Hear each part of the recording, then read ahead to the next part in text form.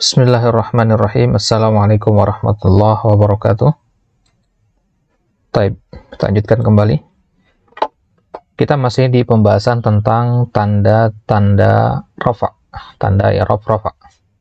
Bahwasanya rafa itu punya 4 tanda: dhammah, waw, alif, dan nun. Dhammah, kapan kita pakai dhammah? Dalam 4 kondisi.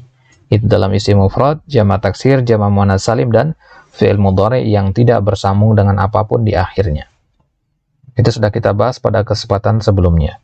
Kemudian sekarang kita masuk ke tanda yang kedua, yaitu al-wawu.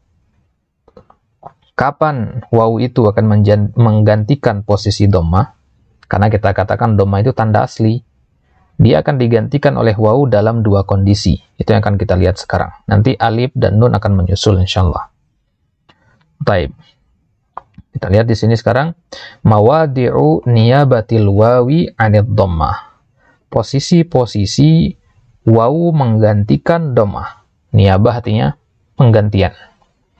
Kapan atau kondisi apa yang mengharuskan wawu itu menggantikan tanda asli yaitu dhammah?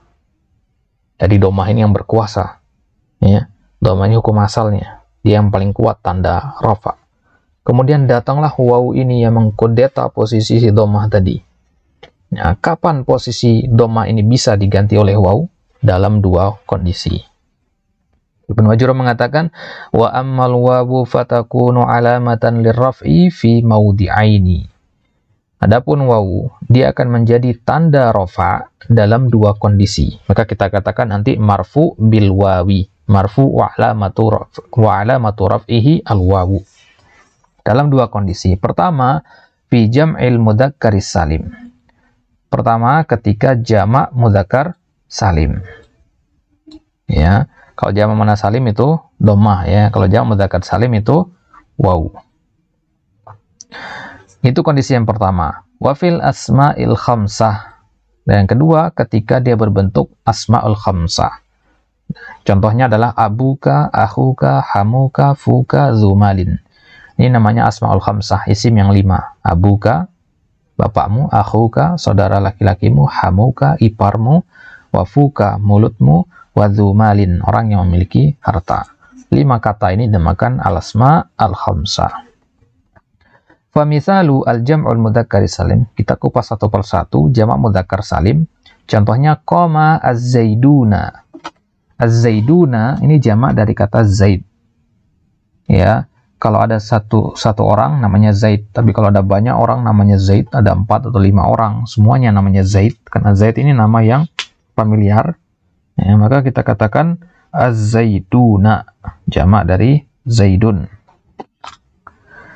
Maka kata az-zaiduna fa'il biqama wa huwa marfu'un wa alamatu raf'ihi al-wawu.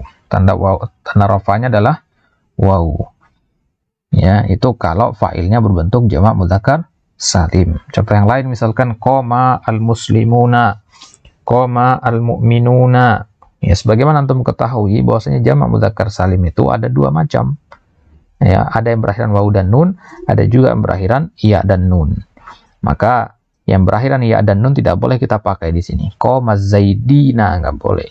Qoma al-muslimina. Ya, kan ada muslimuna, ada muslimina kan? Kapan pakai muslimuna? Ya, itu ketika marfu. Ya, karena kita katakan wawu tadi tanda marfu. Maka tidak boleh kita mengatakan qoma al-muslimina, harus al-muslimuna. Gitu ya. Baik. Kemudian kita lihat kenapa dinamakan jamak mudzakkar salim. Kalau jamak muannats salim sudah kita lihat kemarin alasannya apa. Sekarang jamak mudzakkar salim dinamakan begitu li'anna mufradahu mudzakkar. Karena bentuk tunggalnya itu mudzakkar. Jamak muannats salim bentuk tunggalnya muannats begitu. Berarti kalau ada yang mengatakan kepada kita buat kata thalibatun menjadi jamak mudzakkar salim, ya nggak bisa. Thalibatun itu muannats, nggak bisa dirubah menjadi jamak mudzakkar salim. Dia hanya boleh dari kata yang mudzakkar. Wasalima minat taghyir, dan dia dinamakan salim karena dia selamat dari perubahan. Li'anna zai, huruf zai di kata zaidun itu fathah, ya, di mufradnya fathah.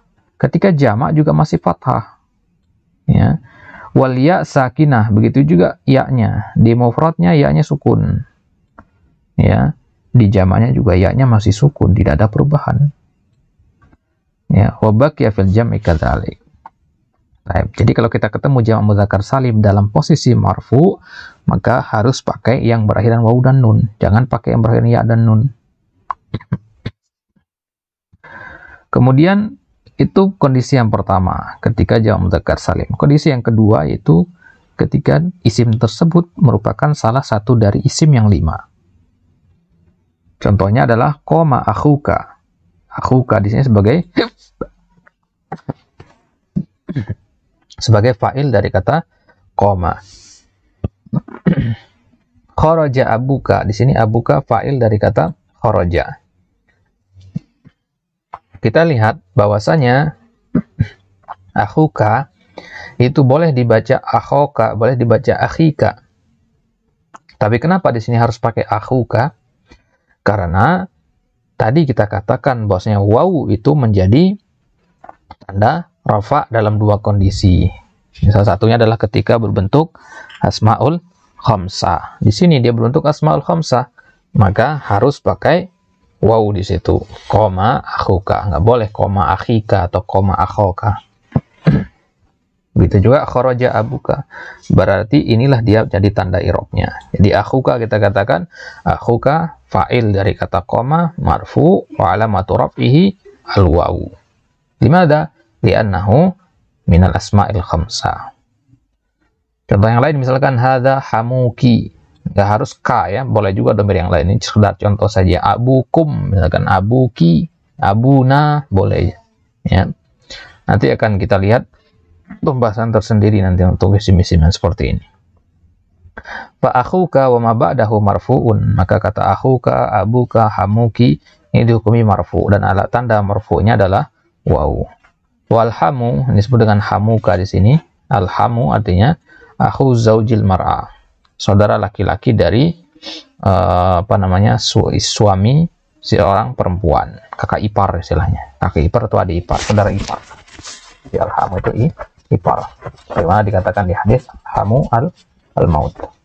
Fahadhihi kulluha marfu'atun. Maka ini semua dihukumi marfu. Yaitu 2 kondisi tadi. Kondisi yang pertama jamak mudzakkar salim, yang kedua asmaul khamsah. Wa alamatu raf'iha al-waw, dan tanda rafa'nya adalah waw. Karena di sini dia menggantikan dhamma. Akhuka bisa muncul dhammahnya? Nggak bisa. Ya, qom akhuku nggak bisa karena ka itu udah dhamir baku, nggak bisa berubah-ubah. Nah, berarti di sini dia harus berbentuk harus menggunakan tanda i'rab waw di situ, karena memang dia merupakan salah satu dari 2 kondisi yang mengharuskan menggunakan marfu dengan waw. Wa ishtaratu fiha an takuna mudhafatan li ghairi ya'il mutakallim. Nah, sedikit catatan tambahan yang berkaitan dengan al-asma al-khamsah, bahwasanya tadi kita mengatakan akhuka ini sekedar contoh, boleh juga dhamir muttasil yang lain, misalkan akhuki, akhukum, akhuna, akhuhu, boleh. Ya, akan tetapi kalau dia disandarkan kepada ya al-mutakallim, akhi misalkan, koma akhi, maka itu beda lagi. Ya, beda lagi i'rabnya nanti. Ya, kalau sudah disandarkan kepada ya al-mutakallim, dhamir ya mutakallim yang artinya ana, ya, akhi, saudara laki-laki saya, abi, bapak saya, ummi, ibu saya, ja'a abi misalkan, maka itu i'rabnya berbeda nanti. Kita akan kita bahas nanti di kesempatan selanjutnya insyaallah. Jadi syaratnya tidak boleh mudhaf kepada ya al-mutakallim. Kalau selain ya al-mutakallim baru boleh dia marfu dengan waw. Nah, karena kalau selain kalau dia mudhaf kepada ya mutakallim nggak mungkin bisa muncul wawunya. Akhuka atau mengganti kaf ini dengan ya. Akhuwi nggak bisa, wawunya harus hilang, akhi jadinya. Abuka ganti kaf ini dengan ya mutakallim. Abui nggak bisa, jadi harus abi, wawunya hilang. Maka kalau wawunya hilang berarti nggak bisa jadi tanda i'rabnya, berarti tidak bisa marfu dengan waw, harus yang lain. Wa fuhima dzalika min tamtsilihi. Udah kita pahami hal tersebut dari contoh-contoh tadi, bahwasanya dia hanya boleh marfu dengan waw kalau dia disandarkan kepada selain domir ya mutakallim. Ya, jadi akhuka ini dua kata ya, akhu dan ka, mudhaf mudhafun ilaih. Akhu mudhaf, kaf mudhafun ilaih. Taib.